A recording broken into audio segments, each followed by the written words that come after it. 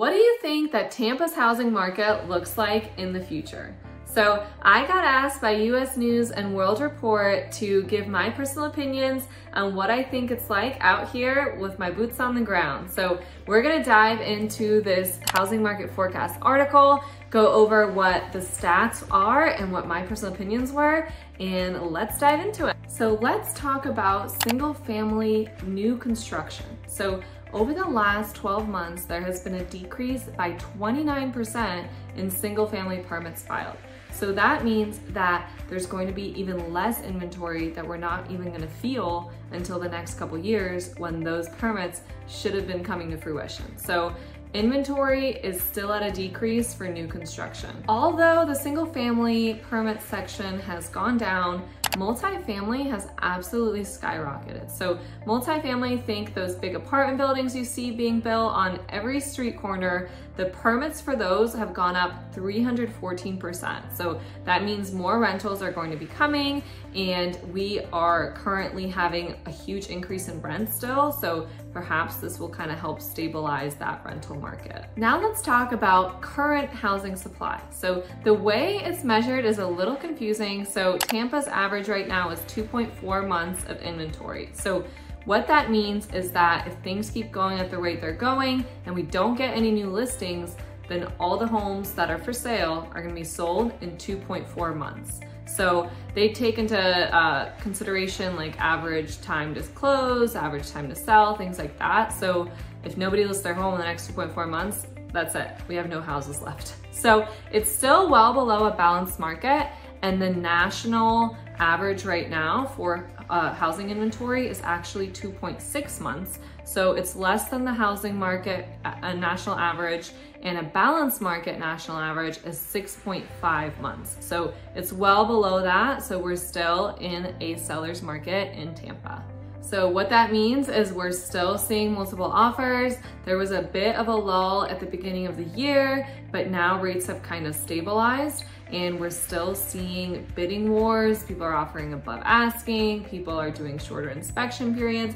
It's not quite as crazy as it was last year in 2021, but it is starting to get quite busy. So definitely keep an eye out for that. And I might make a video about how to win a bidding war. If you're interested in that, comment below, but we can definitely talk about that. So despite it being a seller's market, Tampa is still relatively affordable. The average medium home price here in Tampa is $364,000, and the medium home price in the nation is $387,000. So we're still well below the national medium, which means that more people are going to continue moving here and prices are going to be going up. So Tampa is relatively safe, I think, in the housing market because it is such an attractive and new and growing city. Another thing to know about the inventory is many people did buy when rates were lower. So a lot of those people are now running rent versus sell analyses, which I can help as well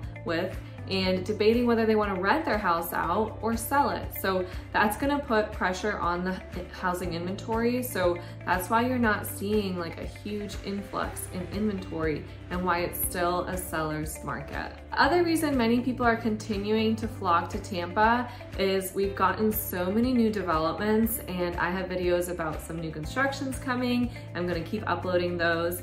And we also have no state income tax. So that's very attractive. It's a cheaper city than Miami, and you still have incredible Gulf Coast beaches while having a high quality of life. So super rare city, and I'm biased, but I do think it's the best city in Florida. So we're gonna continue growing, and that average price is, I think, going to continue going up. Another thing to discuss is the investors that are still flocking to Tampa. So what's interesting is that even though our house prices are below national average, our rents are above national average. So that really makes it attractive for investors. So right now our average market rent is $2,100 per month, whereas the national average is $1,978 per month. So we're a good bit higher than the national average, and our rents have gone up 5% in the last year. So investors are still flocking here, and they are purchasing those long-term rentals and even short-term rentals, which is again putting pressure on the inventory here. Another thing to point out, Tampa's health as a city is our job growth and unemployment rate. So Tampa added 80,000 new jobs last year, and its unemployment rate actually went down. Tampa's unemployment rate is now 2.6%, and the nation's average unemployment rate is 3.4%. So we've got a lot of job opportunities here, and our unemployment rate actually went down 0.7% in the last year with the addition of those 80,000 new jobs.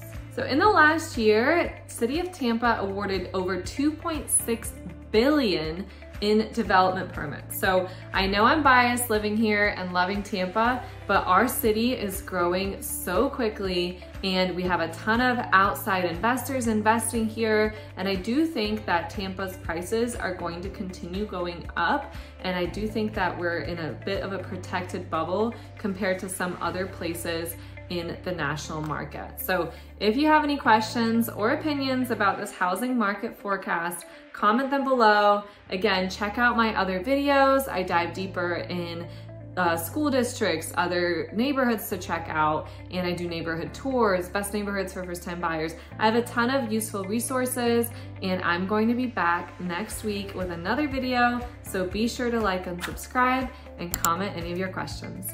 Thank you so much for tuning in.